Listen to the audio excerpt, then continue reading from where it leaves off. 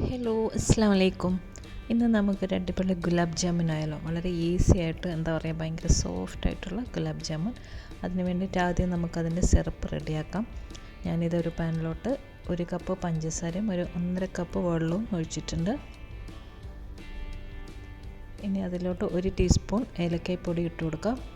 പിന്നെ ഒരു pinch saffron ഉണ്ടല്ലോ, കുങ്കുമം, അത് ഓപ്ഷനിലാണ്, ഉണ്ടെങ്കിൽ ഇട്ടാൽ മതി. അത് ഇട്ടിട്ട് നന്നായിട്ടൊന്ന് ഇളക്കി മിക്സ് ചെയ്ത് ഒരു സിറപ്പ് റെഡിയാകുന്നൊരു പരുവം അറിയാമല്ലോ.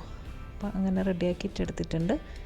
ഇനി വേറൊരു ബൗളിലോട്ട് 1 കപ്പ് പാൽപ്പൊടി, അത് ഏത് പാൽപ്പൊടി ആയാലും കുഴപ്പമില്ല. പിന്നെ 1/2 കപ്പ് മൈദ, പിന്നെ 1.5 ടീസ്പൂൺ ബേക്കിംഗ് പൗഡർ, പിന്നെ ഒരു പിഞ്ച് ഉപ്പ്. ആ ഒരു ടേസ്റ്റുള്ളൊന്ന് ബാലൻസ് ചെയ്യാൻ വേണ്ടിയിട്ട് ഒരു പിഞ്ചിട്ടാൽ മതി. പിന്നെ ഇതൊരു 1/4 കപ്പ് പാലെടുത്തിട്ടുണ്ട്. അപ്പോൾ അതിങ്ങനെ കുറച്ചായിട്ട് ഒഴിച്ചിട്ട് ഇതിങ്ങനെ കുഴച്ചെടുക്കണം. ഒറ്റയടിക്ക് ഒഴിക്കാണ്ട് ആദ്യം ഒരു പകുതി ഒഴിച്ചിട്ട് എല്ലാം ഒന്ന് മിക്സ് ചെയ്യാം. എന്നിട്ട് ബാക്കി പകുതി കൂടി ഒഴിച്ചിട്ട് എല്ലാം ഒന്ന് നന്നായിട്ടൊന്ന് കുഴച്ചെടുക്കാം.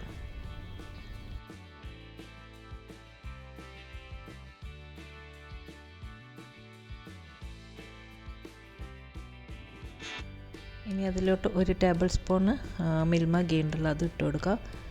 ഇതിൽ ചില ആൾക്കാർ മുട്ടയോ അല്ലെങ്കിൽ ബട്ടർ അങ്ങനെ എല്ലാം ഇടും. പക്ഷെ അതിൻ്റെ ഒന്നും ആവശ്യമില്ല. ഇങ്ങനെ ഇട്ടിട്ട് ആക്കിയാൽ തന്നെ ഭയങ്കര ടേസ്റ്റാണ്, നല്ല സോഫ്റ്റുമാണ്. അപ്പോൾ ഞാൻ 2 ടൈപ്പ് ഉണ്ടാക്കി നോക്കി. ഇതാകുമ്പോൾ കുറച്ചുകൂടി ഈസിയാണ്. ഇനിയിപ്പോൾ ഇത് നന്നായിട്ടൊന്ന് കുഴച്ചെടുത്തിട്ടുണ്ട്. ഇതിങ്ങനെ ചപ്പാത്തിക്കെല്ലാം കുഴക്കുന്ന പോലെ അധികം കുഴച്ച് അതിൻ്റെ പരിപ്പെടുക്കൊന്നും വേണ്ട. ചെറുതായിട്ട് ഇങ്ങനെ ജസ്റ്റ് ഒന്ന് കുഴച്ചാൽ മതി. എന്നിട്ട് ഇത് കുഞ്ഞു ബോൾസ് ആക്കിയിട്ട് എടുക്കാം. ഇത് ഏറ്റവും ചെറുതാക്കി കഴിഞ്ഞാലും ഫ്രൈ ചെയ്ത് സിറപ്പിലെല്ലാം ഇട്ട് വരുമ്പോൾ ഇത്തിരി വലുതാവും. അതുകൊണ്ട് ഏറ്റവും കുഞ്ഞായിട്ടുള്ള ബോൾസാണ് നല്ലത്.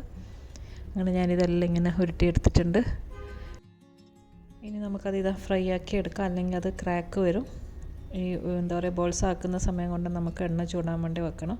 അപ്പോൾ ഇതിങ്ങനെ തിളക്കേണ്ട ഓയിൽ ഒരു മീഡിയം ഫ്ലെയിമിൽ വെക്കുക. എന്നിട്ട് എല്ലാം ഇങ്ങനെ ഫ്രൈ ആക്കി എടുക്കുക.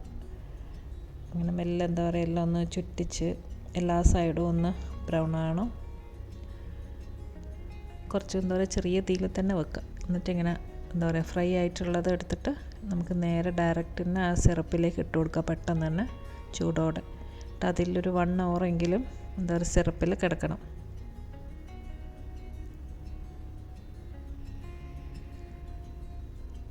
എന്നിട്ട് നന്നായിട്ട് സിറപ്പെല്ലാം പിടിച്ച് അടിപൊളിയായിട്ടുണ്ട്. നല്ല സോഫ്റ്റ് ആയിട്ടുള്ള വായിലിട്ട് അലിഞ്ഞു പോകുന്ന ഗുലാബ് ജാമുൻ റെഡി ആയിട്ടുണ്ട്. എല്ലാവരും ട്രൈ ചെയ്ത് നോക്കുക. സ്വീറ്റ് ഇഷ്ടപ്പെടുന്ന എല്ലാവർക്കും എന്തായാലും ഇഷ്ടമാവും.